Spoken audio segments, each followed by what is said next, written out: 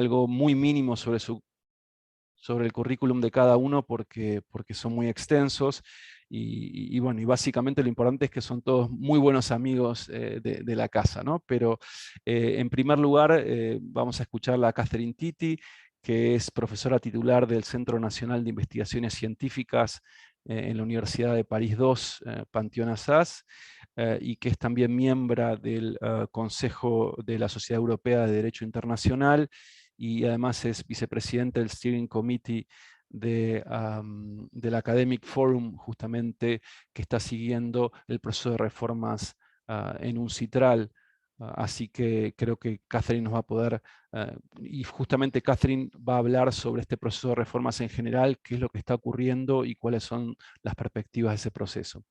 Luego vamos a tener a Katia Fac Gómez. Katia es profesora de Derecho Internacional de la Universidad de Zaragoza, en España, y bueno, además es doctora y tiene una maestría en la Universidad de Fordham de Estados Unidos. Y Katia nos va a comentar sobre el código de conducta de decisores en materia de arbitraje de inversiones, que es un tema también de muchísima actualidad y que está discutiendo también en el contexto del proceso de UNCITRAL. Posteriormente va a hablar Michael Weibel. Michael es profesor de Derecho Internacional también, pero en la Universidad de Viena. Antes Michael daba clases de Derecho Internacional en la Universidad de Cambridge y bueno, tiene también un extenso currículum, entre otras cosas. Ha publicado el libro sobre defaults soberanos frente a tribunales internacionales, en el cual obviamente hay algunas referencias a la Argentina también. No, seguramente no voy a ser justo con las publicaciones de todos, disculpen, Catherine también hace poco ha publicado su libro sobre la función de la equidad en derecho internacional, Katia tiene publicadas también muchísimas cosas, así que luego les pido que cada uno comente un poco lo que ha estado escribiendo para no dejar de comentarlas. Y Michael nos va a comentar respecto al proceso de selección de árbitros en el arbitraje de inversiones, que es un tema que creo se encaja o relaciona bien con el tema que nos va a comentar Katia. Y por último, Alejandra Echegorri, también una amiga y con quien he trabajado personalmente muchos años. Alejandra es la subdirectora de Asuntos y Controversias Internacionales en la Procuración del Tesoro y también es profesora de Derecho Internacional en la Universidad de Buenos Aires.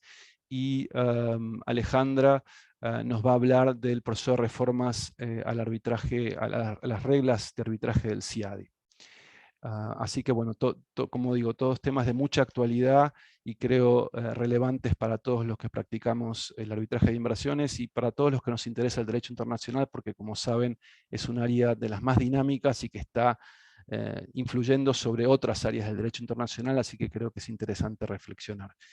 Y sin más introducción, Catherine, te cedo la palabra para que nos comentes sobre tu tema. Buenas tardes, muchas gracias Gabriel, muchas gracias a Gabriel y a Silvina por la invitación y también gracias a todos por estar acá. El tema del que voy a hablar es la reforma del sistema de solución de controversias en materia de inversiones en la Comisión de las Naciones Unidas para el Derecho Mercantil Internacional y que también de ahora en adelante llamaré UNCITRAL por sus siglas en inglés. Voy a hablar sobre el progreso de las negociaciones, los métodos de trabajo de UNCITRAL y cómo afectan las negociaciones y los posibles resultados de las negociaciones. Desde unos pocos años, UNCITRAL y en particular el Grupo de Trabajo 3 sirve como foro para las negociaciones multilaterales sobre la reforma del mecanismo de solución de controversias entre inversores y estados, es decir, la reforma del arbitraje entre inversores y estados. La última sesión tuvo lugar el mes pasado en Viena y en línea en forma híbrida. Y también esta semana, cada día, incluso el día de hoy, hay una sesión informal de 2 horas. Las negociaciones comenzaron en 2017. Se encomendó al grupo de trabajo un mandato amplio para trabajar en la posible reforma del mecanismo de solución de controversias. Desde entonces, el trabajo ha avanzado en sesiones principalmente bianuales en Viena y en Nueva York, y reuniones en línea híbridas durante la crisis del COVID-19. El trabajo se dividió en 3 fases. La fase 1 y la fase 2 de las negociaciones se centraron en identificar las preocupaciones con el sistema actual de solución de controversias y decidir sobre la conveniencia de la reforma. La fase 3, que es la fase actual, profundiza por primera vez en el contenido de la reforma deseada. En la fase 1, entre 2017 y 2018, el grupo de trabajo identificó preocupaciones relacionadas con el arbitraje de inversiones, y estos se pueden dividir en 3 categorías amplias. 1. Preocupaciones relacionadas con la falta de consistencia, coherencia, previsibilidad y corrección de los laudos. 2. Inquietudes relacionadas con los decisores, como cuestiones relativas a garantías insuficientes de independencia e imparcialidad y la falta de diversidad. Y Michael va a abordar uno de esos temas. Y 3, inquietudes relacionadas con los costos y la duración de los procedimientos de solución de controversias. También se identificaron algunas preocupaciones más específicas, como las relacionadas con la falta de regulación de la financiación de terceros. En la fase 2, en 2018, el grupo de trabajo identificó que la reforma era deseable a la luz de las preocupaciones identificadas. Esto permitió que las negociaciones avanzaran a la fase actual, que es la fase 3, que empezó en 2019. En la fase 3, el grupo de trabajo analiza el contenido de la reforma y trabaja para desarrollar cualquier solución relevante que se recomiende a la Comisión. Según el plan de trabajo provisional, las negociaciones podrían concluir en 2026. El grupo de trabajo 3 está considerando diferentes opciones de reforma. La gama de opciones de reforma es tan amplia y variada como lo son las preocupaciones identificadas en la fase anterior de las negociaciones. Destacan 2 tipos de reforma: la reforma estructural o institucional y la reforma no estructural. La reforma no estructural se centra en mejoras incrementales del arbitraje entre inversores y estados. La reforma estructural o institucional da un paso más para centrarse en el establecimiento de un órgano permanente de solución de controversias. Más particularmente, se centra en la posible creación de un tribunal multilateral de inversiones compuesto de 2 instancias, primera instancia y apelación, que es el proyecto llevado a cabo por la Unión Europea. También forma parte de la reforma estructural o institucional la posibilidad de un mecanismo de apelación permanente, cuya primera instancia sería el arbitraje. Y yo sé que a vos, Gabriel, te parece una opción buenísima, o al menos interesante, y me corregís si estoy equivocada. Y la creación de un mecanismo de apelación es precisamente una de las posiciones preferidas por Argentina. Esto es por una simple razón. Cuando se tiene en cuenta la historia de los arbitrajes contra Argentina. El ejemplo más obvio es el laudo CMS, que contenía errores de derecho, pero no pudo ser anulado porque los motivos de anulación son muy limitados. Al menos eso fue lo que el comité de anulación decidió. A la luz de esa misma historia, tiene sentido que Argentina esté presionando para trabajar en los temas de las reclamaciones indirectas y los procedimientos múltiples. Argentina no parece estar interesada en el Tribunal Multilateral de Inversiones, aunque este tribunal también tendría un mecanismo de apelación. Y creo que tenemos acá colegas que sin duda conocen mejor que yo la posición de Argentina. Sin embargo, el mecanismo de apelación podría ser utilizado aisladamente como única instancia si existiera el Tribunal Multilateral de Inversiones. La idea es que el Tribunal Multilateral tendría una arquitectura abierta que permita a los estados optar por algunas de sus funciones, como el mecanismo de apelación. A la luz de las dos líneas de trabajo que surgieron en el grupo de trabajo, reforma estructural o no estructural, en abril de 2019 se tomó la decisión de que el grupo de trabajo procedería en paralelo con ambas líneas de trabajo, soluciones generales y reforma estructural, y que a cada una se le asignaría un tiempo equilibrado. Esto es para dar la misma importancia a todas las propuestas. Un CITRAL toma decisiones por consenso. Solo si un consenso no es posible, las decisiones se tomarán mediante votación. La necesidad de llegar a un consenso, en la medida de lo posible, repercute en el enfoque adoptado con respecto a las negociaciones. En particular, los estados participan en las sesiones de reforma del Grupo de Trabajo 3 independientemente de su preferencia por la reforma estructural o no estructural y el enfoque de la sesión en cuestión. Cada tema de la reforma se aborda con un alto nivel de abstracción para lograr el acuerdo más amplio posible. Una vez que todos los temas de reforma se hayan abordado una vez, el grupo de trabajo volverá a ellos para un examen más detallado. La Secretaría ya ha comenzado a preparar borradores de textos. En la sesión de febrero de 2021, el grupo de trabajo se comprometió con el proyecto de texto del tratado que la Secretaría había preparado sobre un mecanismo de apelación permanente. Se avanzó aún más en la selección y nombramiento de jueces para los órganos permanentes, mecanismo de apelación o tribunal multilateral. Y en la sesión de noviembre de 2021, la actividad del grupo de trabajo se desarrolló a partir de un texto concreto sobre la redacción de un código de conducta para los árbitros y los jueces. Como comenté anteriormente, por el momento todos los estados participan en todas las sesiones de un CITRAL. Por ejemplo, cuando las sesiones se centran en el Tribunal Multilateral, incluso los estados que son contrarios al tribunal participan. Entonces, estos estados participan en el diseño del tribunal, incluso cuando en la etapa final no adhieren a esta propuesta. Lo interesante es que al final estos estados podrían querer adoptar la propuesta por haber influido en su desarrollo.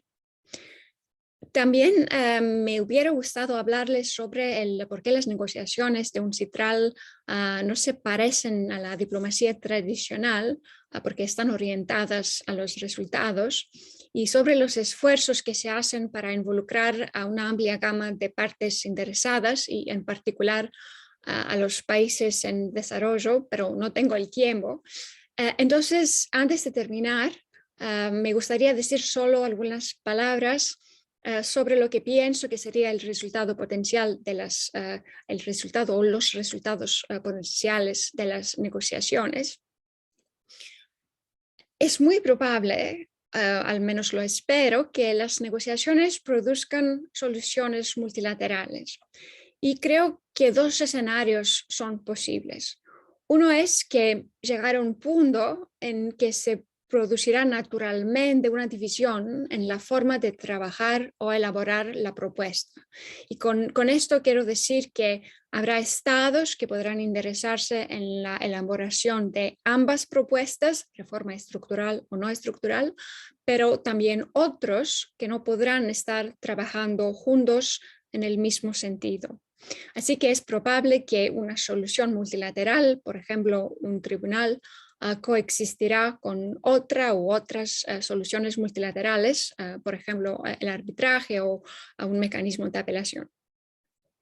Pero también existe una segunda posibilidad, que es que los estados firmen una convención multilateral que otorgue diversas opciones de solución de controversias, como es el caso, por ejemplo, del Estatuto del Tribunal Internacional del Derecho del Mar, y que cada estado pueda elegir la opción o las opciones que le gustan.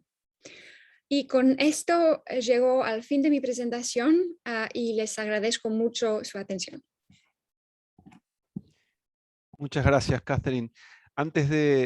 Yo quisiera empezar por hacerte una pregunta a ti de un tema que dijiste que te interesaría comentar, pero no tenías tiempo, pero es si tú como observadora de este proceso de reformas crees que, además de la voz de los estados, que evidentemente además han decidido y tiene sentido que ser quienes conducen el proceso, sientes que las voces de otros interesados en el proceso, no solamente los inversores, sino, bueno, toda otra serie de grupos o personas que puedan tener intereses en este proceso, están siendo escuchadas, están teniendo influencia en el proceso o no?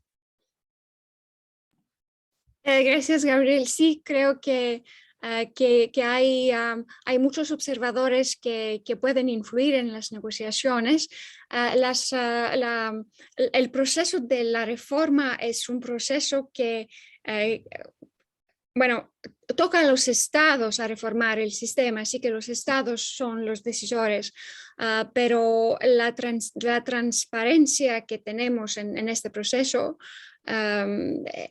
tiene como resultado que hay observadores que no son estados, que pueden decir lo que piensan, y que yo diría que también a veces abusan un poco porque a veces hablan mucho. Y sí, hay lobbies en las negociaciones, hay organizaciones, NGOs pero la verdad es que sí, creo que tienen el derecho de hablar, así que tienen el potencial de influir en las negociaciones. Gracias, Catherine. Alejandra, no sé si tenías algún comentario o cualquier otro de los panelistas sobre lo que comentó Catherine. Sí, brevemente aclaro que estoy hablando a título personal, no en representación de la República Argentina.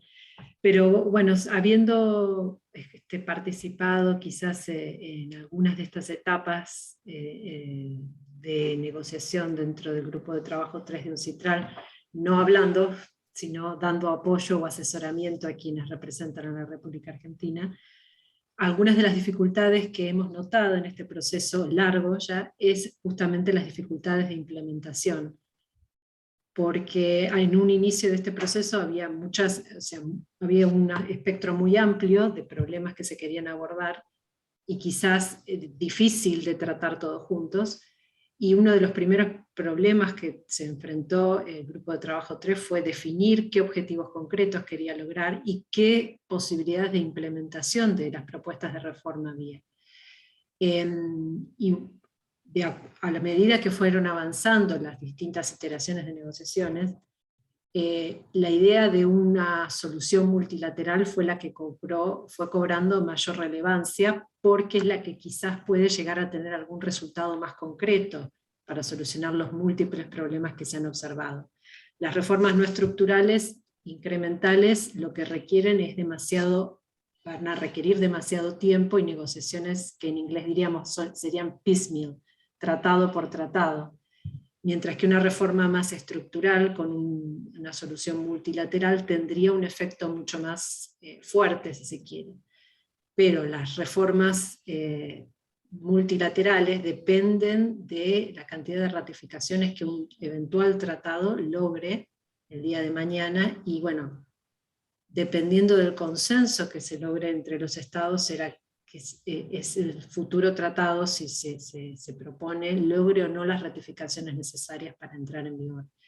Quizás aclarando un poco la cuestión de el mecanismo de apelación y por qué puede ser una alternativa atractiva, es que se puede combinar quizá fácilmente con mecanismos actualmente existentes, como una solución, aunque sea en un periodo de transición, a mecanismos actualmente existentes en tratados bilaterales de inversión. y puede lograr entonces que si finalmente se logra implementar un mecanismo de apelación se pueda combinar con tratados ya existentes y facilite la aplicación simultánea de los tratados bilaterales de inversión con arbitraje de inversión y un mecanismo de apelación luego aplicable a esos arbitrajes de inversión. Pero dejo también a los otros panelistas que quieran comentar su opinión sobre lo que se está discutiendo en el marco del grupo de trabajo 3. Sí, y como dijo Silvina, cualquier persona que quiera hacer una pregunta la puede hacer a través del chat o si no, finalmente podemos también abrir algún comentario en forma oral si tengan. Y también, Alejandra, lo que decías es también interesante pensar si eso sería factible, el órgano de apelación en relación con el CIADI, ¿no? Y si esto sería compatible o no con el convenio CIADI, etcétera, ¿no? Bueno, no sé si alguno de los panelistas quiere comentar alguna cosa más sobre esto. Bueno, y si no, continuamos, que son todos temas relacionados, así que Katia, adelante entonces. Katia nos va a comentar, como decíamos, del código de conducta que también justamente se está tratando en estos días en ese proceso, ¿no?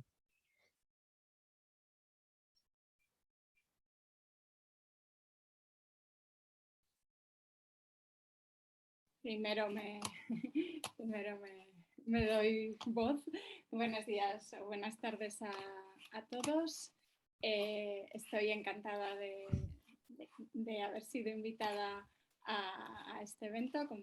Como has dicho antes, Gabriel, estamos rodeados de amigos y para mí es un placer participar en esta actividad. Y además quería decir que vuestra universidad, la UBA, es también la universidad del que considero mi maestro, el profesor argentino y el árbitro argentino Alejandro Garro, que si no recuerdo mal es profesor honorario de vuestra Facultad de Derecho. O sea que es un motivo añadido para sentirme muy honrada de participar en este evento.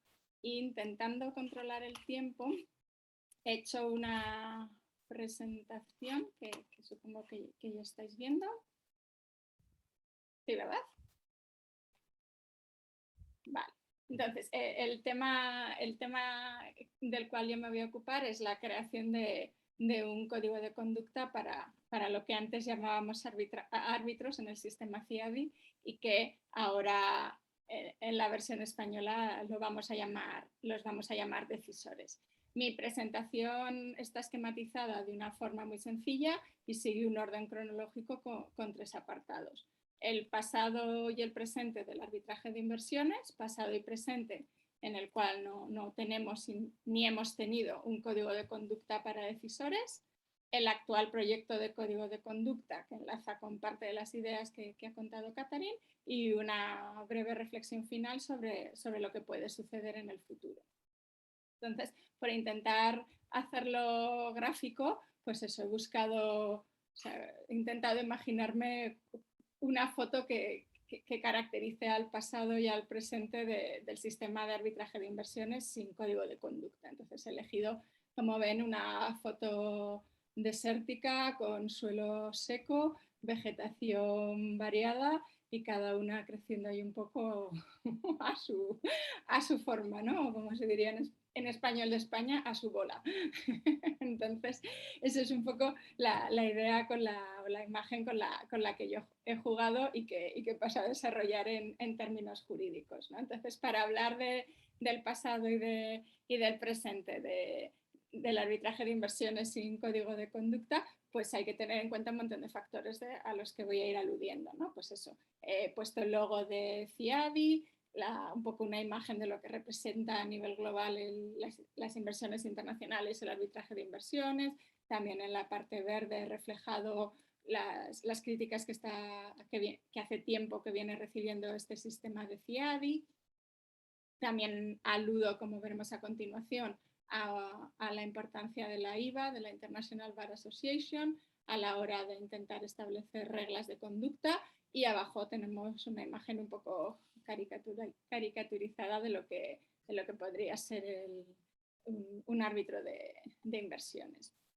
Entonces, simplemente doy como el tiempo es limitado, doy unas pequeñas pinceladas. En el pasado y en el presente del arbitraje de inversiones, si acudimos a los textos que ofrece CIADI respecto de la figura del árbitro, las referencias que se hacen son escuetas y genéricas, ¿no? Por ejemplo, los árbitros tienen que gozar de amplia consideración moral, inspirar plena confianza en su imparcialidad de juicio, etc.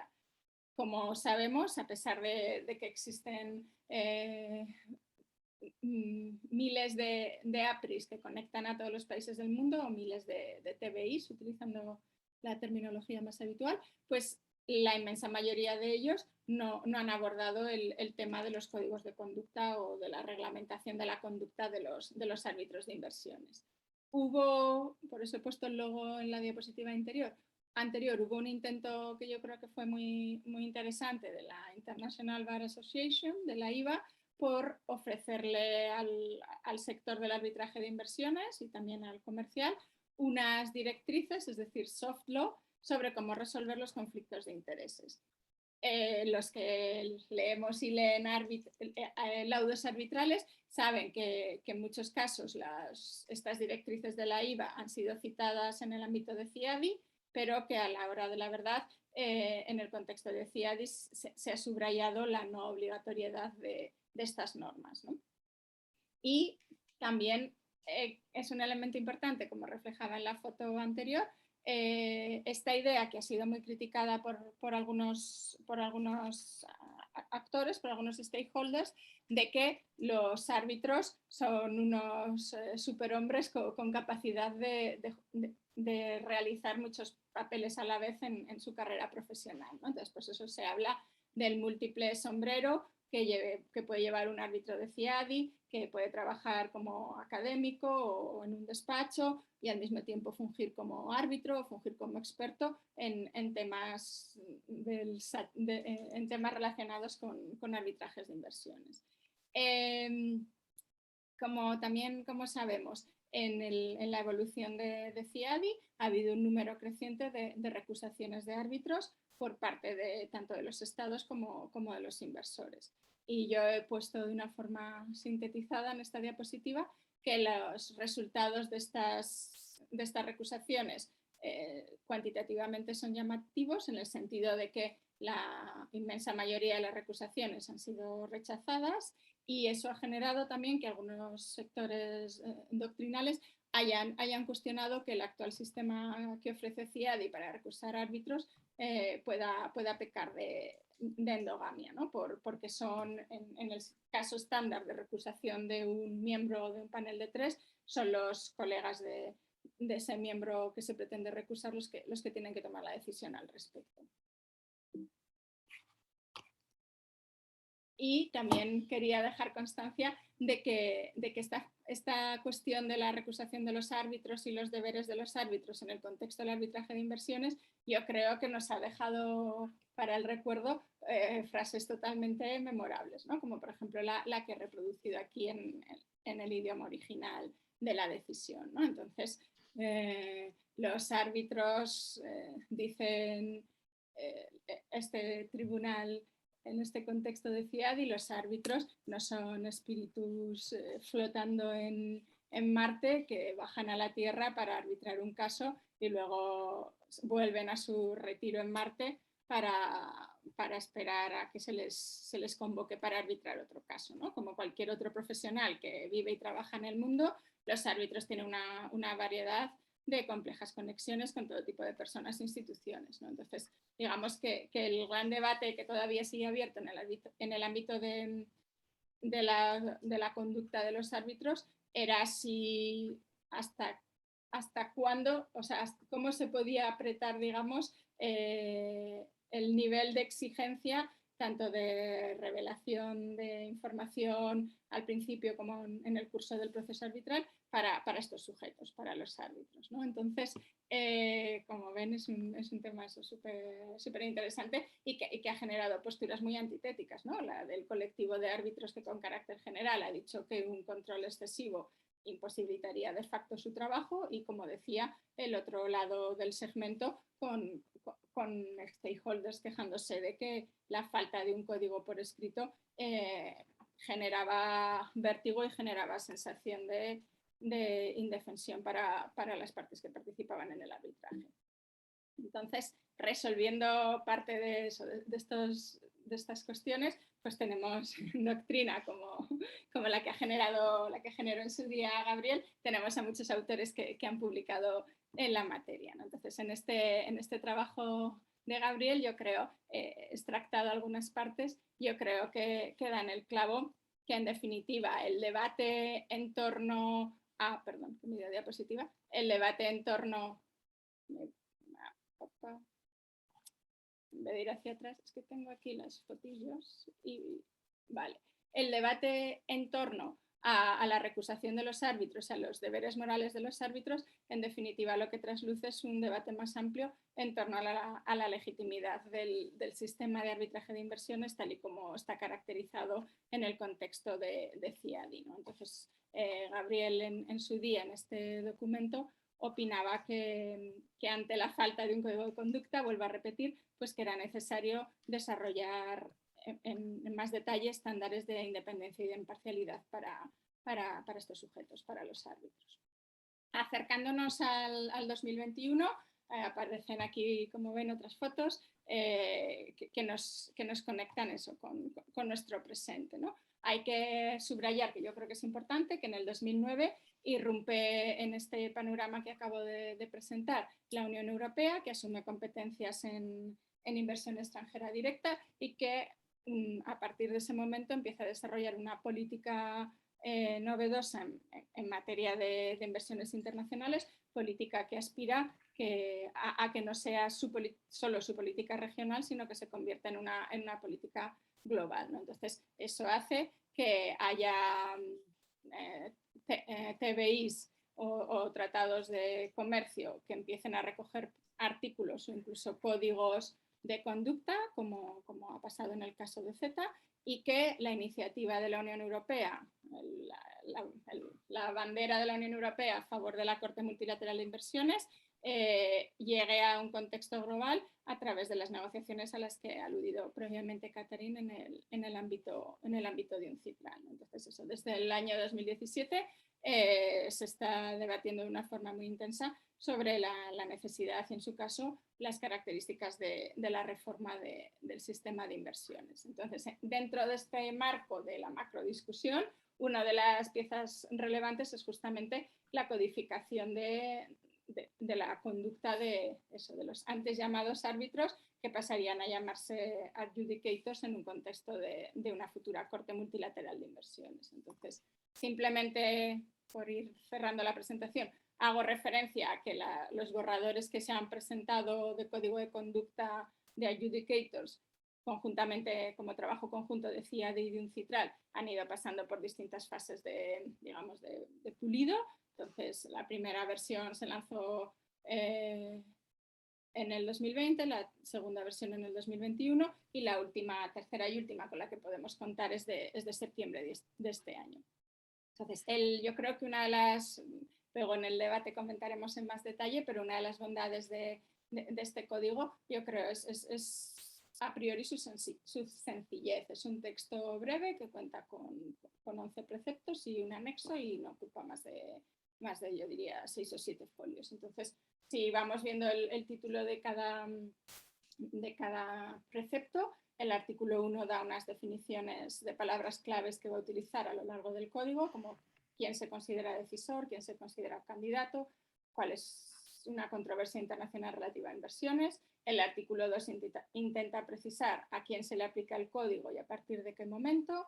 El artículo 3 establece las obligaciones de estos decisores respecto de su deber de independencia e imparcialidad. El artículo 4 intenta limitar la multiplicidad de funciones de estos decisores. He comentado antes del sombrero que va cambiando, el sombrero múltiple. El artículo 5 se centra en el deber de diligencia, recogiendo otra serie de deberes que no son independencia o imparcialidad, pero que también son necesarios que existan en la figura del adjudicator, como dedicar tiempo, esfuerzo, estar a disposición del caso. El artículo 6 todavía introduce otras obligaciones adicionales: integridad, competencia, cortesía de estos hombres y mujeres. El artículo 7 parte de la prohibición de que estos sujetos se comuniquen con las partes y perfila cuáles serían las excepciones justificadas a esta prohibición.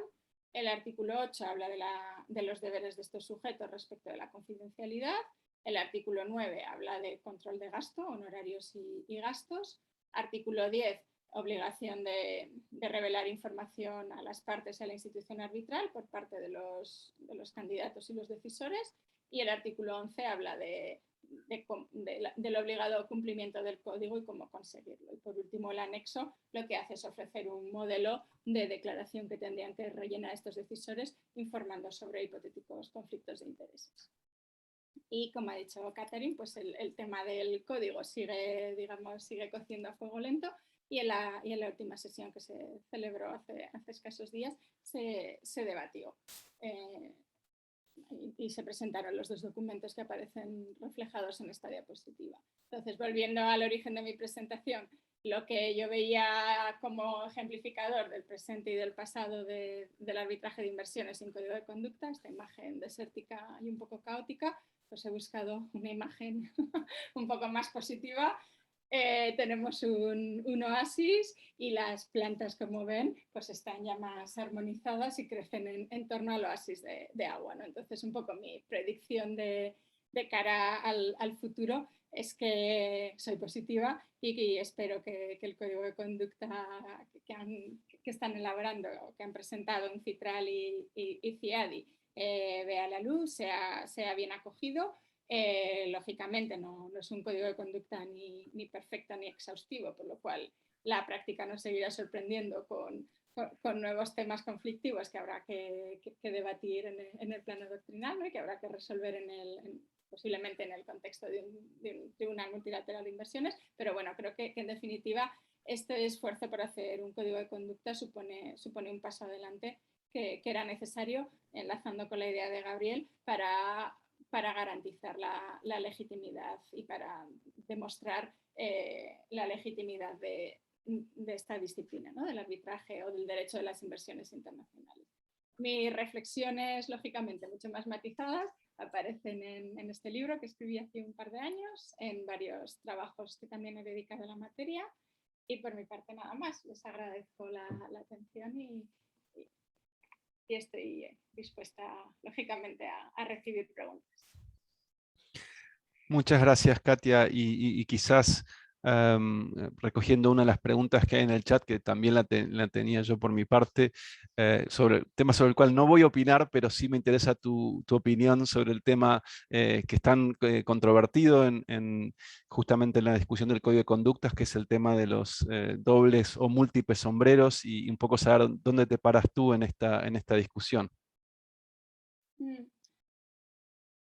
Pues de hecho, es curioso porque en las versiones, como en todos estos procesos de consulta pública, en Citral dio la posibilidad de que quien quisiese mandase sus opiniones sobre el primer borrador del código, y yo fui una de las personas que lo hice, por lo cual mis opiniones detalladas están volcadas en la web de Citral. Y la primera versión de este código de conducta hablaba del doble sombrero, ¿no? Y yo hacía una precisión diciendo que más que doble era múltiple, ¿no? Por lo que decía que en muchos casos no es solo la dicotomía abogado ejerciente árbitro, sino que también hay otras facetas profesionales normalmente pues eso, ¿no? Complementarias, como la de académico, la de experto, la de funcionario público, la de diplomático, etcétera, ¿no? Entonces, yo eso, en mi monografía, que es donde más he hablado de ese tema, creo que soy un poco más, digamos, más estricta con el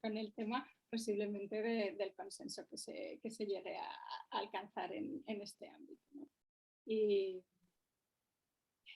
hasta aquí puedo leer. ¿Pero tú lo prohibirías al doble sombrero o tendrías una postura? Es que habría, ya te digo, para responder bien, habría que ver la versión actual, ¿no? Que como os decía, o sea, yo creo que en la tercera versión de Incitral juegan un poco vuelven a la idea de del semáforo de la IVA, ¿no? Porque hablan de una serie de conductas que son luz roja, que están prohibidas sí o sí, luego otras que a priori, que sería la luz naranja, están prohibidas, pero que las partes pueden consensuar, que no les importa que se produzca esta solapación de funciones, y luego otras conductas menos, entre comillas, preocupantes que se equipararían a la luz verde de la IVA, ¿no? Entonces, o sea, yo creo que ese es un buen principio, ¿no? El pasar por esas tres luces que van de la roja a la verde, con la naranja en medio, y, o sea, eso, y por mi parte yo creo que si fuésemos caso por caso, posiblemente yo doctrinalmente pasaría más cosas a lo mejor alguna cosa más de la verde a la naranja o de la naranja a la roja, pero bueno, o sea, ya os digo que como decía Catherine, asumimos que es una negociación internacional en la que hay muchos países, muchas cosmovisiones, muchas sensibilidades en juego, y que un acuerdo razonable pues posiblemente sea razonable, no exhaustivo, posiblemente sea el mejor acuerdo posible y por lo tanto tengamos que vivir con ello, ¿no? Sin problemas. Gracias, Katia. Quizás le daría la palabra a Michael para que comente la presentación de Katia y también que también nos des tu presentación sobre la selección de árbitros. No sin antes comentarte también una pregunta de la audiencia que tiene que ver con las preocupaciones en materia de diversidad, tanto de sexo como en cuanto a la representación de países emergentes, y un poco la pregunta es, hasta donde quieran comentar, Michael o cualquiera de los panelistas, en qué medida se ha avanzado en permitir una mayor diversidad en la composición de los tribunales, etcétera. Pero bueno, lo dejo abierto también para quien quiera comentar. Pero Michael, adelante. Muchas gracias, Gabriel, y muchas gracias, Katia, por este resumen realmente interesante del tema del código de conducta. Pido disculpas porque hace mucho tiempo que no practico mi español. Un código de conducta es una descripción de lo que debería ser, y la pregunta clave es si un código para decisores es una herramienta eficaz y cómo hacerlo eficaz. Es porque lo que es realmente importante es si el código afecta el comportamiento de los decisores, y la repetición de conductas prohibidas no es necesariamente una prueba del fracaso de un código de conducta, pero un mejor indicador es si la incidencia de faltas de conductas disminuye con el tiempo. Dicho esto, al examinar los códigos en áreas como la responsabilidad social corporativa, uno puede ser escéptico si el código tendrá un gran impacto en la incidencia de faltas de conducta. Los códigos de conductas suelen ser rudimentarios y vagos. Entonces, la pregunta es si el proyecto del código de CIADI va más allá de establecer ciertos deberes muy generales para los actores, para los decisores. También los conductos son voluntarios en el sentido que faltan consecuencias correctivas para las infracciones del código. Por tanto, ¿cuáles son las consecuencias del incumplimiento? Es una cuestión clave. Habrá responsabilidad legal significativa, habrá una divulgación pública de las infracciones, de las faltas, y qué tipo de expediente disciplinario y qué órgano decide. Muchas gracias. Gracias, Michael. Catherine, no sé si querías hacer algún comentario sobre la cuestión de la diversidad de género, debí decir, y no de sexo, pero que, y en general, ¿no? Diversidad en materia de representación de países y regiones. Gracias, Gabriel. Creo que no es posible garantizar la diversidad en el sistema actual, bueno, no podemos garantizar la diversidad cuando en el arbitraje. Podemos garantizar la diversidad en un mecanismo permanente, porque ahí podemos tener criterios de diversidad en su estatuto, pero en el arbitraje no lo podemos hacer y es una cuestión, al menos para los estados, en el nivel nacional. Pero, por ejemplo, si hay un inversor que quiere elegir a un árbitro, no veo ninguna manera para obligarlo a elegir un árbitro que viene de un país en desarrollo o que es una mujer o no un hombre. Al menos esta es mi visión. Sí, y además, eso solo para comentar una cuestión de la experiencia, muchas veces, a veces inclusive el abogado propone gente o más joven o mujeres, y es el inversor o el cliente quien sea, quien dice, no, quiero a alguien con mucha experiencia, etcétera, y ahí hay un problema, ¿no? No sé si hay alguien que quiera comentar algo sobre el tema de diversidad. Katia, sí, adelante. Sí, yo simplemente una reflexión. Si la idea de la Corte Multilateral de Inversiones saliese adelante, yo creo que todos tendríamos que cambiar un poco el chip y considerarnos representados no con una representación nacional, sino con una representación regional. Quiero decir que teniendo en cuenta el número de decisores que se supone que tendría una Corte Multilateral de Inversiones, no podemos aspirar a que siempre haya un decisor español o un decisor argentino o boliviano, ¿no? O sea, que tenemos que asumir que nuestra representación va a ser una representación de carácter regional, ¿no? Va a haber X decisores europeos o va a haber X decisores latinoamericanos, ¿no? Yo creo que, o sea, a mí personalmente no me parece mal, o sea, no me parece mal que cambiemos del enfoque soberano nacional a un enfoque supranacional en ese sentido.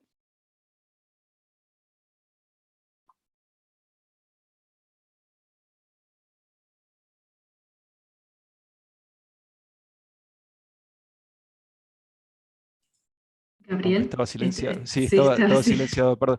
No, tenemos otra pregunta en relación con que efectivamente las partes no fomentan la diversidad, pero en qué medida las instituciones no podrían hacer más a través de sus designaciones, ¿no? para contribuir al balance en las designaciones y la diversidad.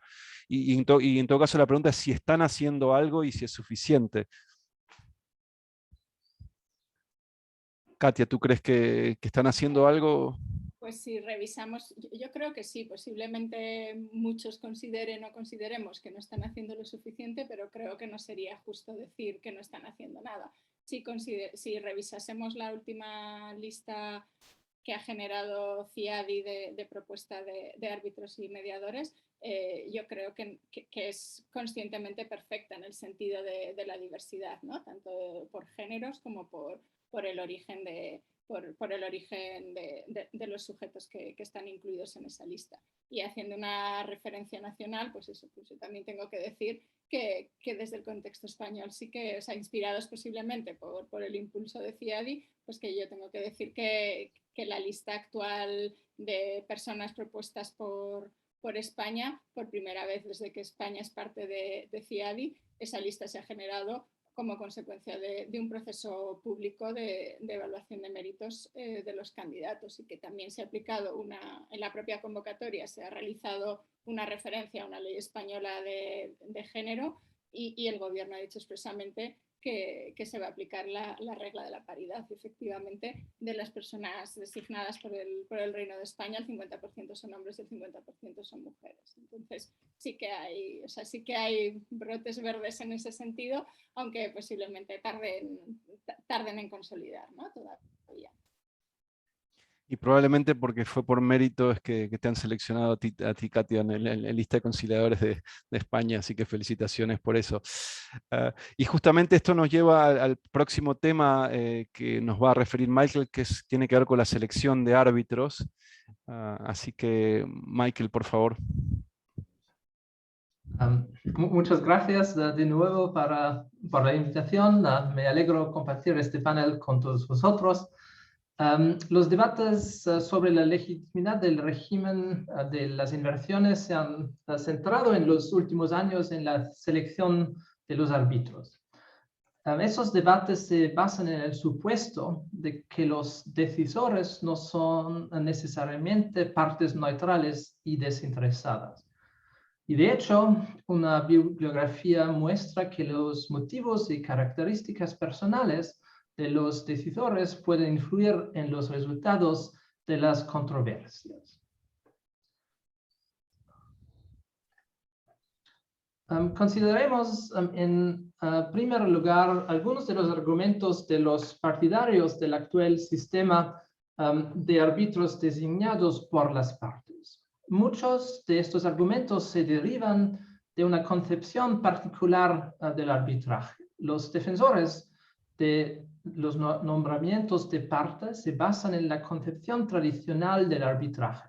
Es una forma privada de solución de controversias. El mandato de un tribunal se limita a resolver una controversia particular. Como dice Johnny Wieder, el derecho de cada parte a nombrar un árbitro hace que el arbitraje sea el arbitraje de las partes en el que se decide su disputa con su tribunal.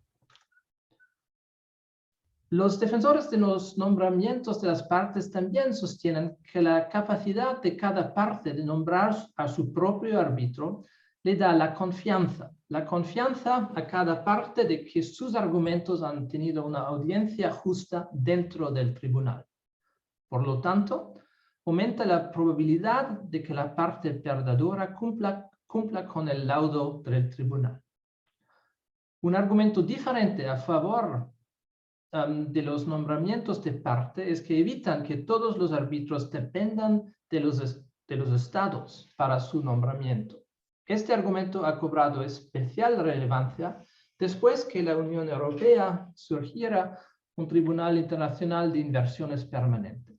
Eso significa que los inversionistas no tienen ningún papel en el nombramiento de los miembros del tribunal. Según los partidarios del actual modelo de nombramientos de parte, esos arreglos alternativos pueden socavar los fundamentos mismos del arbitraje y de la justicia, la igualdad de armas entre las partes. Se han presentado importantes argumentos a favor del sistema existente de nombramiento de parte en el arbitraje, en particular los que llaman la atención sobre su simplicidad y flexibilidad. Es importante examinar las críticas contra el statu quo. Brevemente, tres críticas relacionadas. La dependencia de los árbitros de la parte en controversia que los nombra, los incentivos de carrera y financieros de los árbitros y el vínculo entre los antecedentes de los árbitros y los resultados del arbitraje, incluyendo la comunidad exclusiva de árbitros. Todos son fundamentales para los debates de legitimidad sobre el arbitraje de inversión. La primera línea de crítica se refiere al riesgo moral del árbitro, la idea de que los nombramientos de parte para casos individuales incitan a cada parte a identificar y nombrar individuos que son simpatizantes de su posición. Por ejemplo, las partes pueden favorecer a los árbitros que comparten un trasfondo jurídico o cultural similar. En consecuencia, los intereses de los árbitros designados por las partes pueden estar estrechamente alienados con los de la parte que los designa. Los árbitros pueden asumir el papel de defensores de esta parte. Una segunda crítica se enfoca los incentivos financieros y de carrera de los árbitros, considerados como un grupo. Al interpretar y aplicar las disposiciones de los tratados de inversión, los árbitros de tiempo completo que reciben honorarios para cada arbitraje pueden tener un incentivo para ampliar el alcance del régimen al fin de facilitar más arbitrajes y, por lo tanto, posibles nombramientos para sí mismos. Los árbitros de medio tiempo podrían tener incentivos similares, ya que las interpretaciones expansivas no solo significan futuros nombramientos, sino también una expansión general del campo del que obtienen ingresos como abogados y expertos. Puede surgir una preocupación particular cuando los árbitros llevan múltiples sombreros en el arbitraje y también representar a los inversionistas. Por último, una tercera y más amplia línea de crítica se centra en los antecedentes y la homogeneidad de los árbitros. Una elevada incidencia de educación de élite, la brecha de género es amplia, la gran mayoría de los nombramientos arbitrales fueron para hombres, los árbitros de nacionalidad asiática o africana están subrepresentados y además muchos árbitros tienen antecedentes profesionales similares. Estas características podrían ser importantes cuando los árbitros busquen respuestas a preguntas difíciles y nuevas, en particular cuando interpreten y apliquen estándares abiertos como la expropiación indirecta. La homogeneidad entre los árbitros podría crear en apariencia o en realidad un sesgo a favor de los inversionistas y socavar el objetivo de un foro neutral para la solución de controversias. Además de los antecedentes profesionales comunes, se podría decir que muchos árbitros forman parte de una red unida, caracterizado por valores compartidos y conexiones personales frecuentes y que se superponen. Esto es particularmente importante si se considera la tasa notablemente alta de nombramientos repetidos. Un pequeño grupo de personas decide una parte muy grande de todos los arbitrajes. Algunos de los argumentos de los defensores y críticos del sistema de nombramientos de parte han comenzado a ser objeto de exámenes empíricos. Sin embargo, todavía sabemos poco acerca de tres cuestiones fundamentales. En primer lugar, el historial de nombramientos y laudos sugiere que al menos algunos árbitros se posicionan como árbitros pro-inversionistas, otros como árbitros pro-Estado, mientras que otros se posicionan como neutros. Sin embargo, actualmente sabemos poco sobre el papel de los incentivos financieros y de carrera para los árbitros, y particularmente para los árbitros presidentes, y cómo se relacionan con los resultados.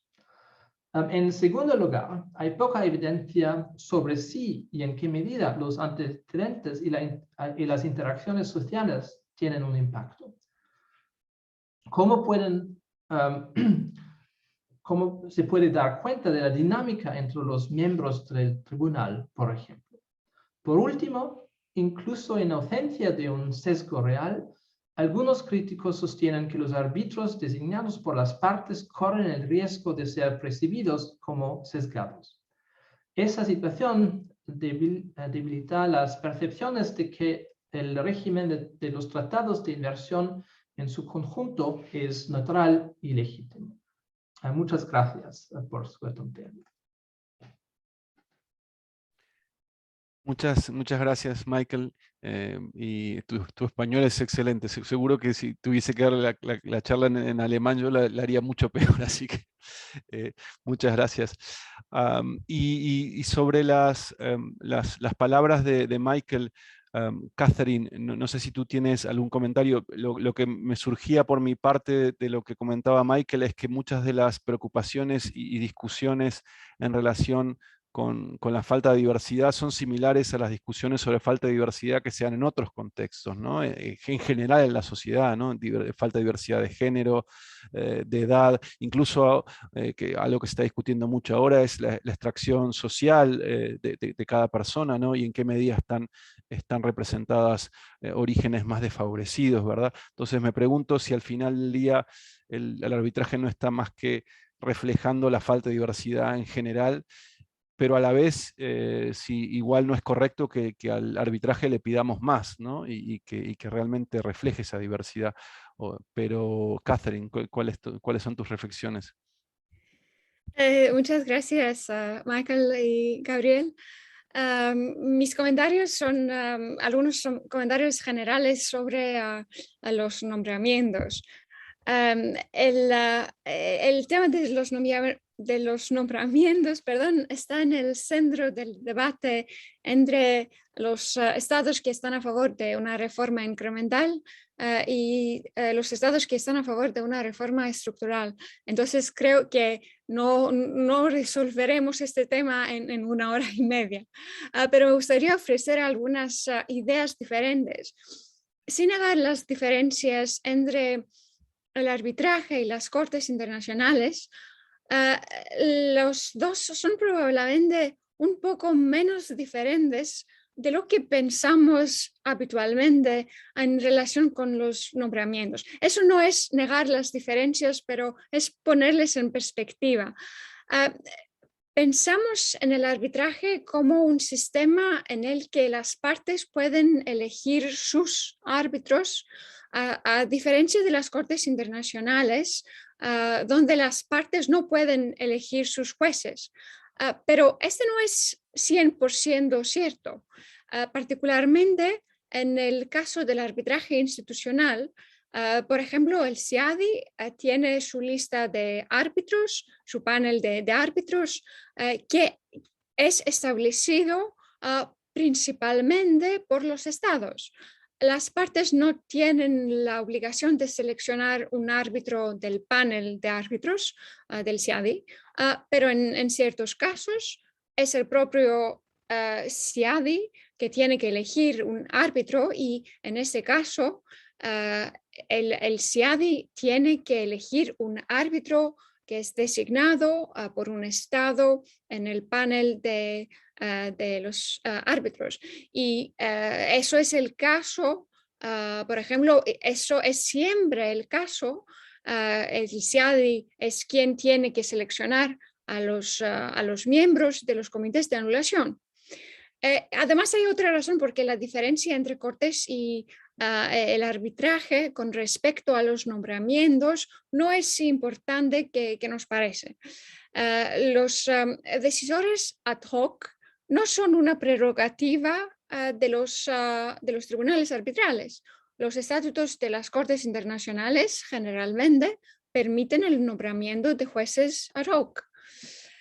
El proceso de nominación, elección y designación de los decisores, en particular cuando es posible tener más que un nombramiento, cuando es posible tener un nombramiento después y después un otro, puede crear incentivos, como Michael ha dicho, para que los decisores complazcan a su parte nominadora a fin de ser reelegidos. Y este puede ser el caso de los árbitros y también de los jueces internacionales, en particular los jueces con mandatos breves y renovables. Y por esta razón, algunas cortes no prevén mandatos renovables, precisamente para evitar esos incentivos que podrían tener los jueces para ser reelegidos. Y esto es todo. Gracias. No sé si ponerme contento o triste con tu comentario, Catherine, pero bueno, nadie es tan bueno, nadie es tan malo. No sé si hay algún comentario adicional sobre esto.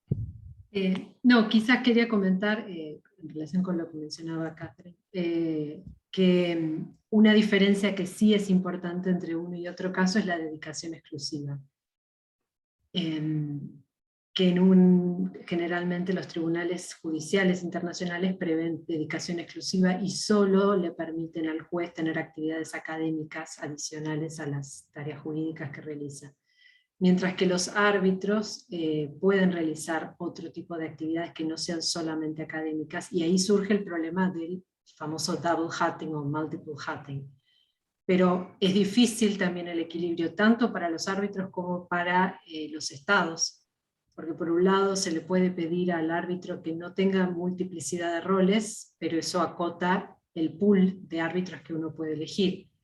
Y por el otro lado, cuando uno elige un árbitro, quiere ampliar un poco el espectro de candidatos, pero también necesita tener a alguien con experiencia probada, y no alguien que tenga muy poca experiencia en el manejo de procedimientos. Entonces es el equilibrio de intereses en la selección de árbitros es más difícil quizás que en un mecanismo permanente donde ya el tribunal está preconstituido y donde quienes ejercen la función de adjudicadores tienen un desempeño exclusivo. Por eso entiendo que la Unión Europea está tratando de avanzar en esa línea, justamente atendiendo este tipo de preocupaciones. Pero bueno, esa es una diferencia que sí creo que es notoria entre uno y otro mecanismo de solución de controversias. Simplemente a modo de aclaración sobre ese punto.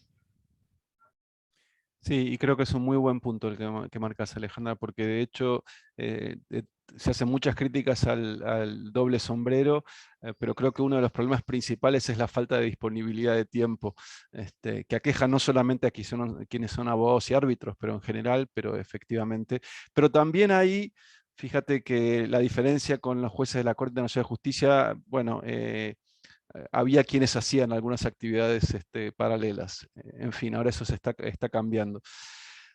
Pero bueno, Alejandra, eso nos deja para tu presentación, que sería la última. Así que adelante, nos vas a comentar sobre las reformas a las reglas de arbitraje del CIADI.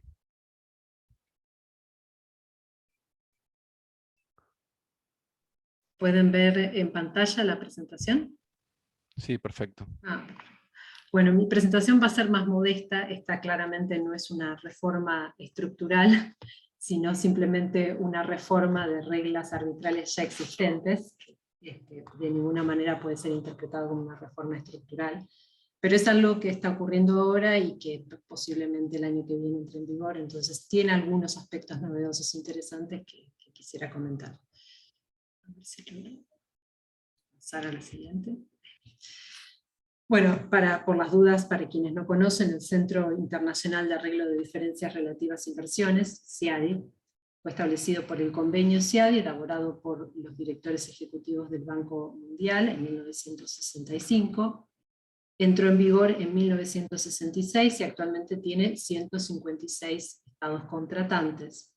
Argentina es uno de ellos, es contratante desde el año 1994.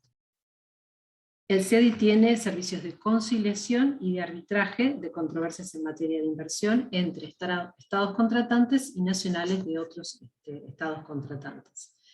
Y las disposiciones del convenio CIADI se complementan con un reglamento y reglas adoptadas por el Consejo Administrativo del CIADI, que está integrado por un representante de cada estado contratante. El reglamento y las reglas incluyen el reglamento administrativo y financiero, las reglas procesales aplicables a la iniciación de procedimientos, las reglas procesales aplicables a los procedimientos de conciliación y las reglas procesales aplicables a los procedimientos de arbitraje. Esas son las conjunto de reglas actualmente vigentes. El reglamento y las reglas del CIADI se adoptaron por primera vez en 1967, y desde su adopción ha habido 3 enmiendas, y ahora estamos cursando el 4º proceso de enmienda. Las reglas que están actualmente vigentes entraron en vigor en abril de 2006. También hay un reglamento del mecanismo complementario del CIADI, que fue adoptado por primera vez en 1978, y fue posteriormente modificado en 2 ocasiones. La primera de ellas entró en vigor en 2003 y la actualmente vigente entró en vigor en 2006. El mecanismo complementario ofrece servicios de conciliación, de arbitraje y de comprobación de hechos para ciertas controversias que están fuera del ámbito de aplicación del convenio. Y también el reglamento del mecanismo complementario está actualmente dentro del proceso de enmienda que estamos cursando.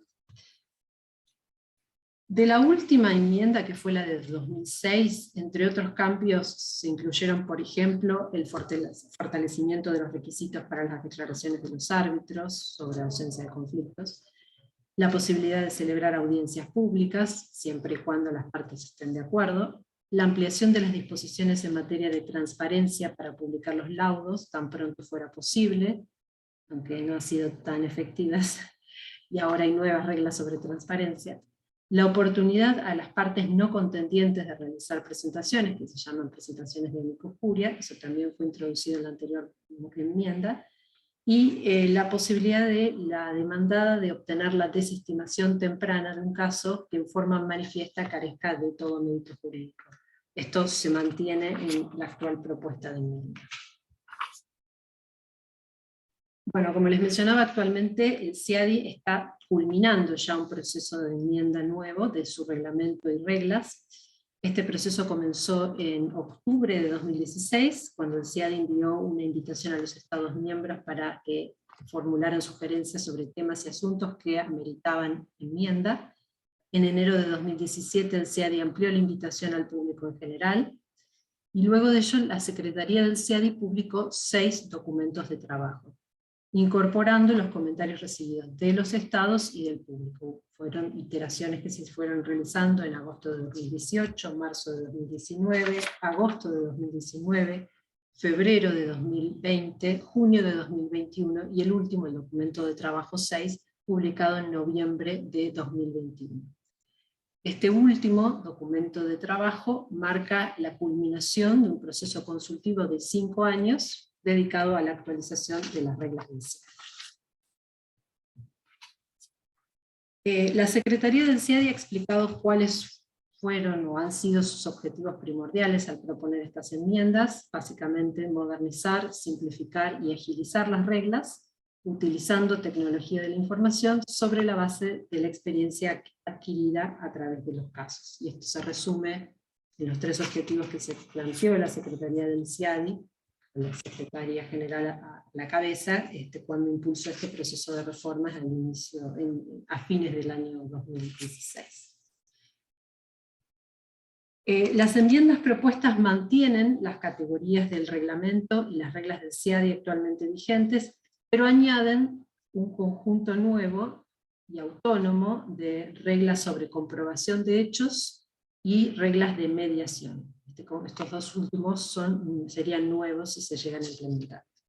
Y sí mantiene con reformas el reglamento administrativo y financiero, las reglas de iniciación, las reglas de arbitraje y las reglas de conciliación bajo el convenio CIADI, y las reglas de arbitraje y de conciliación bajo el mecanismo complementario del CIADI. Con respecto específicamente a las reglas del arbitraje bajo el convenio CIADI, más allá de las modificaciones a las reglas actualmente vigentes, voy a mencionar a modo de ejemplo algunas de las reglas nuevas que no tienen un equivalente en las reglas actualmente vigentes. Esto no es exhaustivo, no es taxativo, es a mero título de ejemplo de algunas de las reglas nuevas que no encuentran un equivalente en las reglas actuales, dentro del reglamento de arbitraje vigente. Por ejemplo, una que fue objeto de gran discusión, la notificación de financiamiento por terceros. La regla propuesta obligaría a las partes a revelar cualquier tercero del que hayan recibido financiación directa o indirectamente, y las personas y entidades que posean y controlen a un financiador que sea una persona jurídica. Hubo gran debate sobre el alcance de la revelación o divulgación de la financiación, sobre si había que comunicar o no el acuerdo y los términos del acuerdo de financiamiento. Finalmente prosperó una posición más mínima de revelar la existencia del financiamiento y el nombre por un tema de conflictos de interés, y se dejó librado a la discreción del tribunal la posibilidad de pedir más información sobre el financiamiento. En caso de que las partes requieran más información, el tribunal puede ordenarla de conformidad con la norma habitual sobre divulgación de información. Otra regla nueva, de algo que explicita lo que está ocurriendo en algunos procedimientos actualmente, son las llamadas conferencias relativas a la gestión del caso. Esto es muy común en los procedimientos judiciales, quizás más novedoso en los procedimientos arbitrales, pero en algunos procedimientos arbitrales, por lo menos en algunos de los que yo he participado, se ha implementado esto. Son más allá de la primera sesión, más allá de las conferencias organizativas de las audiencias y las audiencias, algunas conferencias relativas a la gestión del caso, intermedias, con la idea de que, bueno, tener más contacto con los árbitros, las partes con los árbitros, y poder agilizar y mejorar el trámite del procedimiento.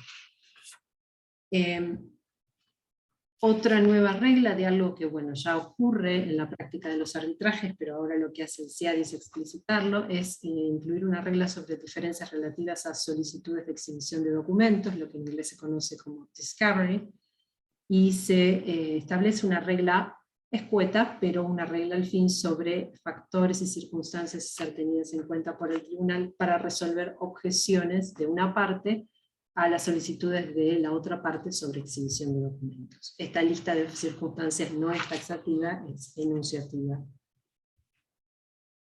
También se incluye algo nuevo, aunque ya estaba ocurriendo en la práctica de los arbitrajes, se explicita la posibilidad del tribunal de nombrar uno o más expertos independientes directamente nombrados por el tribunal y pagados con la cuenta del CIADI, digamos, del caso, para que informen al tribunal sobre cuestiones específicas. Y se busca también establecer el procedimiento para la designación de estos peritos, que a veces han dado lugar a controversias sobre, bueno, la independencia del perito o el alcance de las tareas a desarrollar por el perito.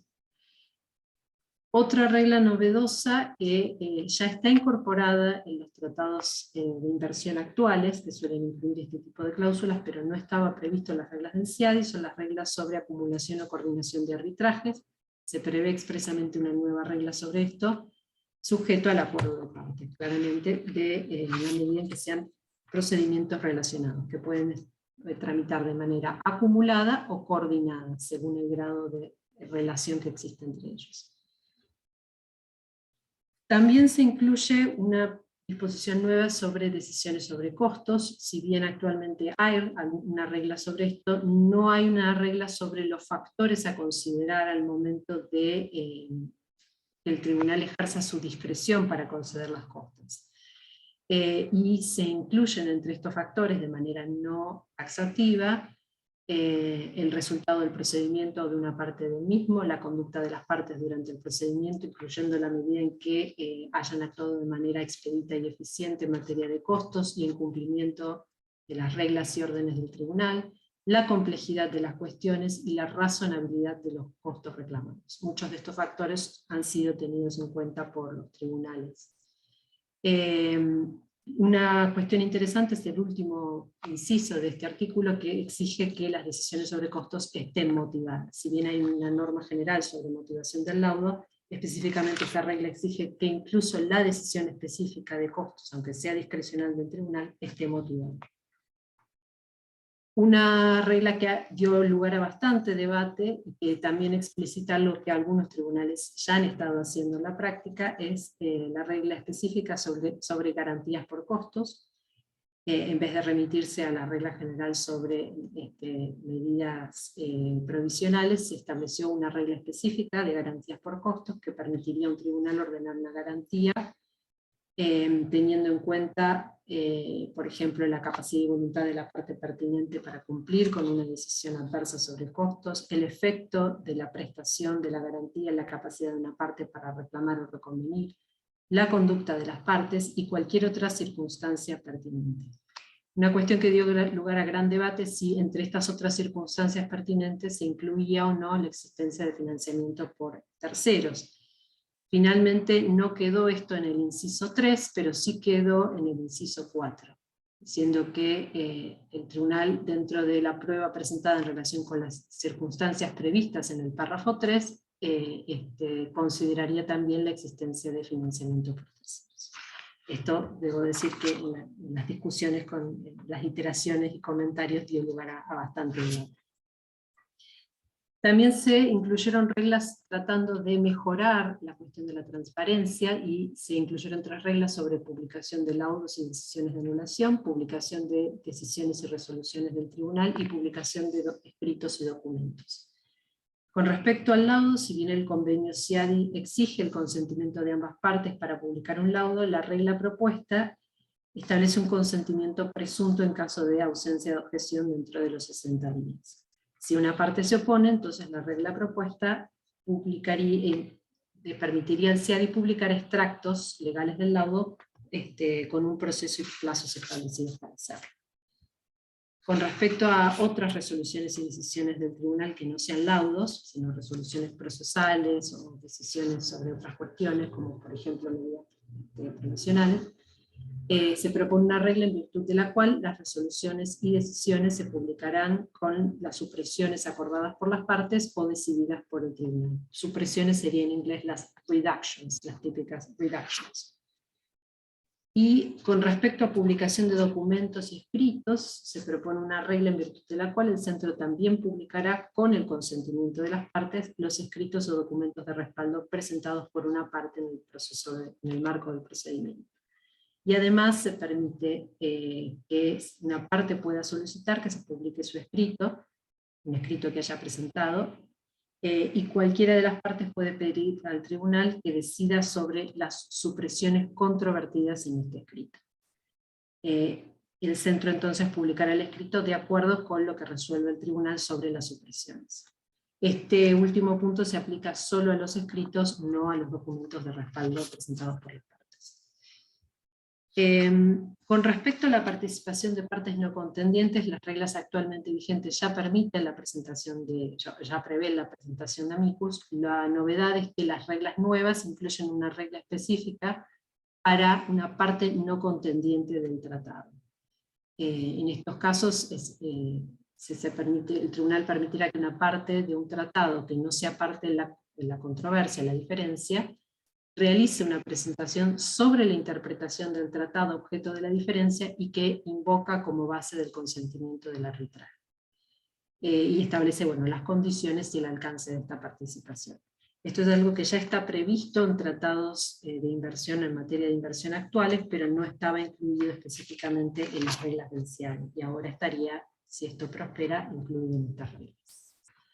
Y por último, entre las novedades en lo relativo a las reglas de arbitraje, se incluye un capítulo sobre arbitraje expedito o acelerado, por el que las partes pueden optar para controversias más chicas, si se quiere. La idea sería reducir costos y hacer un arbitraje más rápido para controversias que sean de menor monto.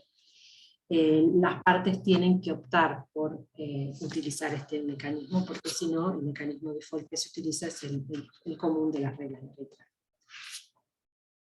Para ir ya concluyendo, con respecto al mecanismo complementario, las dos grandes novedades que incluyen las propuestas de enmienda es ampliar la disponibilidad del mecanismo complementario a casos en que tanto el demandante como el demandado no sean Estado contratante del CIADI nacional de un Estado no contratante, e incluir a las organizaciones regionales de integración económica en la posibilidad de acceso al mecanismo complementario. Y como les comentaba, también se incluyen dos conjuntos nuevos de reglas autónomas, uno sobre comprobación de hechos y otro sobre reglas de mediación, que actualmente no existen, pero que ampliarían el menú de opciones de solución de controversias que presenciaron. Con respecto a los próximos pasos, ya les había comentado que en noviembre de 2021 la Secretaría del CIADI publicó el último documento de trabajo, que pretende que sea el último. La Secretaría ha propuesto cerrar la fase de consultas del proceso de enmiendas y dar inicio a la fase de votación.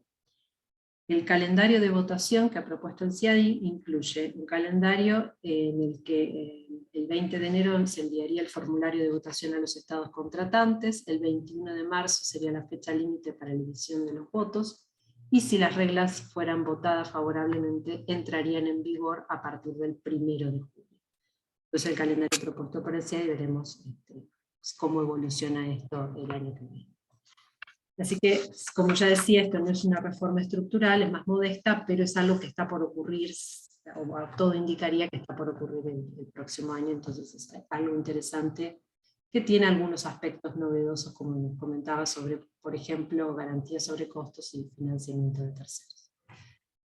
Gabriel, sí. Muchas gracias, Alejandra. Te transmito una pregunta que hace Catherine, que es si crees que el reglamento o las normas sobre arbitraje expedito va a facilitar el acceso a pequeñas y medianas empresas al arbitraje. Podría incentivar quizás que reclamos que actualmente no son llevados al CIADI por sus costos lleguen, pero dependen de que el Estado dé la conformidad para llevar el arbitraje de manera expedita. Con lo cual, esto fue un punto de discusión, pero con lo cual todo depende de la voluntad del Estado demandado de acceder o no al mecanismo de arbitraje acelerado. Quizás es más factible en controversias basadas no en tratados en materia de inversión, sino en contratos, en donde esté prepactado entre el Estado, receptor de la inversión, y la pequeña o mediana empresa, la posibilidad del arbitraje acelerado, o sea que el Estado dé por adelantado su consentimiento a esto, o que en las discusiones de negociaciones amistosas, de alguna manera el inversor logre convencer al Estado que por anticipado de su consentimiento al arbitraje acelerado. Si no, lo veo poco factible. Pero bueno, creo que esa es la idea. Sí, alguien del CIADI, no voy a decir quién, me dijo que cree que nunca se van a utilizar estas reglas de arbitraje expedito. De todas maneras, sí que creo que está mejor regulada la cuestión, por lo menos para el arbitraje de inversiones, que las reglas UNCITRAL sobre arbitraje expedito, que se entiende, son más genéricas y también podrían aplicar para arbitraje comercial. Catherine, te hace un follow-up si hay otras normas que se hayan adoptado para ayudar a las pequeñas y medianas empresas. Entiendo que no, el objetivo, o sea, el CIADI para receptar esta preocupación creo que se focalizó en el arbitraje expedito. Entiendo que las otras reformas tienen que ver más con preocupaciones de los estados y no tanto de las pequeñas y medianas empresas. Igual creo que, por ejemplo, Canadá tiene toda una fuerte preocupación por pequeñas y medianas empresas y permitir el acceso. Quizás sí, en el marco de la discusión de financiamiento por terceros, volvió a surgir el tema de las pequeñas y medianas empresas, pero la realidad es que el financiamiento de terceros no lo usan las pequeñas y medianas empresas en general, sino que son más bien, lo que ha sido mi experiencia, controversias más de índole financieras, o sea, de una apuesta financiera, mi humilde opinión, pero esa es mi opinión personal. Sí, y es cierto que los financiadores pueden tender a no estar interesados en financiar justamente las reclamaciones de pequeñas y medianas empresas porque son de un importe que no les interese, ¿no? Por otra parte, la otra mitad de la biblioteca diría que pueden ayudar a financiar reclamaciones legítimas que de otra forma no podrían financiarse. En fin, hay opiniones para todo. Agrego que un poco también la idea del mecanismo de mediación también fue pensado en la propuesta del CIADI, apuntando también quizás a estas controversias más pequeñas, de montos más pequeños, y de evitar tener que llegar al arbitraje. O sea que también, por lo menos en lo que ha expresado el CIADI, ese mecanismo también está buscando atender esas preocupaciones. Bueno, nos hemos quedado sin tiempo, hemos tocado muchos temas, no sé si hay alguna cosa así urgente, Silvina, o algún comentario final, y si no... Bueno, nada, por mi parte, entonces, Silvina, adelante. No, iba a decir que tenemos 5 minutos más si hubiera alguna otra pregunta. Bueno, no sé si alguien tiene alguna pregunta que quiera hacer verbalmente o por escrito, o comentario.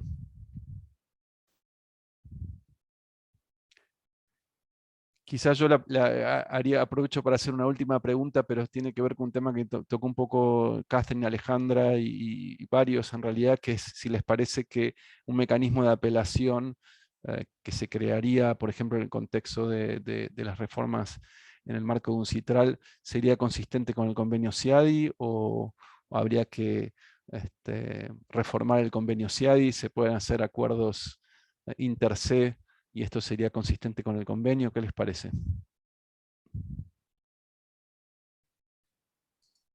Hay un tema, en mi opinión, ¿no? Hay un tema de plazos. El plazo perentorio de 120 días para pedir una anulación podría generar el problema de, si coexiste con un mecanismo de apelación, tener que, lo digo como abogada, no en representación de Argentina, pero sí desde lo procesal como abogada en estos casos, Está siendo de tener grabada, así que no te preocupes.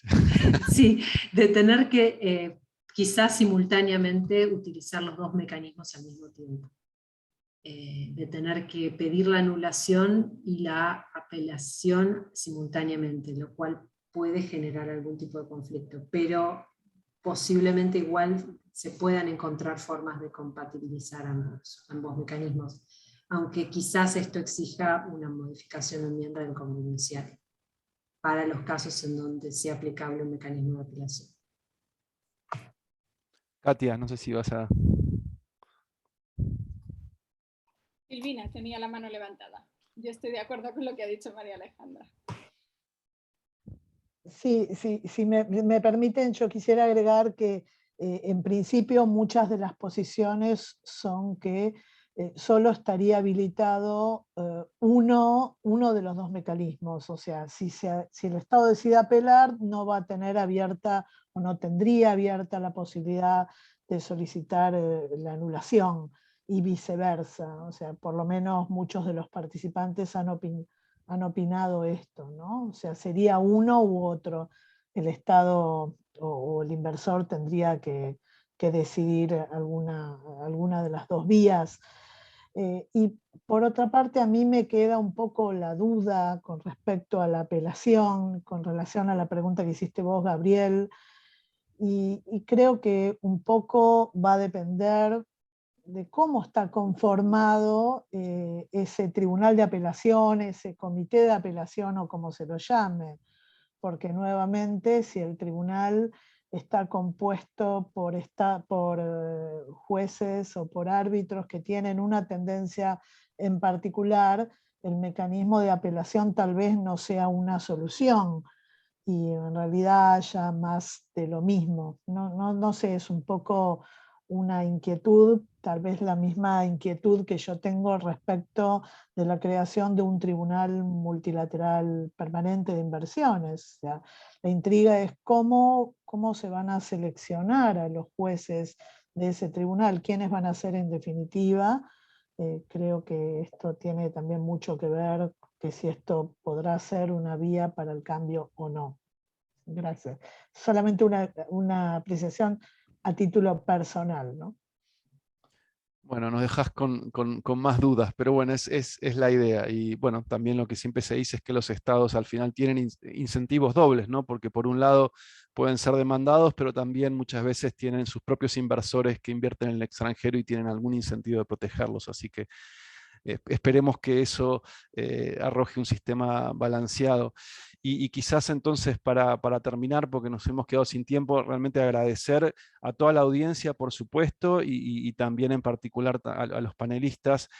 Para quienes están en Europa es tarde, así que muchísimas gracias, de verdad que valoramos mucho también desde Argentina y de donde se han conectado la posibilidad de tomar contacto con gente en distintos lugares del mundo y con distintas perspectivas. Así que de verdad que muchísimas gracias. Y por mi parte simplemente hacer votos porque estas reformas que estamos hablando, que sean estructurales o no estructurales, pero que en definitiva que contribuyan a un sistema que lo que haga es fortalecer el Estado de Derecho en todo el mundo, ¿no? Que eso creo que será bueno tanto para inversores como para estados y otros interesados en el proceso. Así que bueno, muchísimas gracias y hasta pronto. Saludos. Hasta luego. Muchísimas Gracias por la gracias a invitación. todos los expositores y a la audiencia también.